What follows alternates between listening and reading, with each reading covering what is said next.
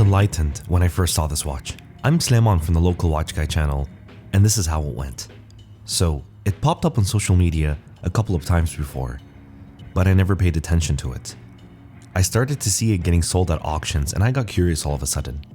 What is this watch?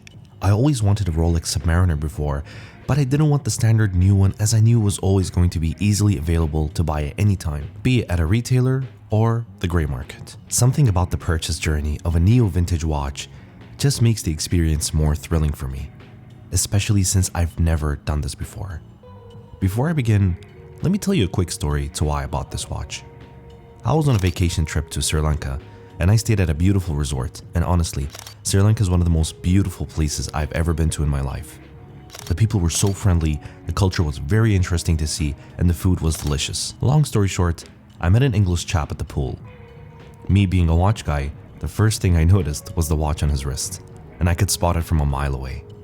He was wearing the Rolex Submariner 2-line reference 140/60. I immediately kicked the conversation with him, telling him he made a good choice buying the watch, and he told me he bought it brand new over around 10 to 15 years ago at retail. I also took a wild guess and assumed he worked in finance, and to my surprise, he was a senior accountant at a very reputable company. But nevertheless, he was a very friendly guy, and if he's watching this video, whoever he is, it was nice meeting you, and thanks for inspiring me to buy this watch. This is my new favorite watch. I bought it from a reputable dealer in Lugano, Switzerland, and it is from the year 2000. So, as of this video's released, this watch is 24 years old. This is the Rolex Submariner reference 140/60 no date Swiss dial, not the tritium dial. So, what that means is that it has luminova instead of tritium. As you can see, the lume on this is very nice, and I believe the watch design was way ahead of its time. So what makes this watch any different from the new one, which is currently referenced 124060? Firstly, the older Submariners were referred to as the 5-digit Submariners, as opposed to the new ones, which is 6 digits. To me personally, the 5-digit Submariners look more classy and simple and have that matte look instead of the glossy ceramic overly modern touch to them. Let's talk about the obvious differences, and that is the 2-line versus the 4-line text. The one I have only has 2 lines of text, making it a much cleaner dial to look at. However, the new one has 4 lines of text, also indicating its COSC certification. The one I have is not COSC certified. It wasn't until 2007 that Rolex sought after official chronometer certification. This has an aluminum bezel instead of ceramic, and the bracelet is also very lightweight and almost feels as if it's a knockoff, but that's just how old Rolex bracelets are. Just listen to how it rattles. But the newer subs have more weight and durability to them. Not to say that the older sub is not durable, but if you try them both on, you will notice a major difference in terms of how they wear and feel.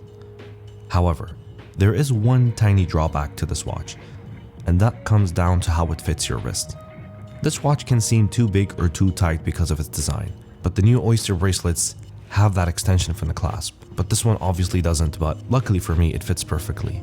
However, on hot days it does get very tight on the wrist, and I do have to take it off so my wrist can breathe. But that's the only concern I have. Now, let's talk movement. This has the caliber 3000 with a power reserve of 48 hours. The watch is made out of 904L stainless steel and has a water resistance of up to 300 meters. Case size is 40 millimeters, making it the perfect size for me. It has sapphire crystal and hence the name of the watch, No Date.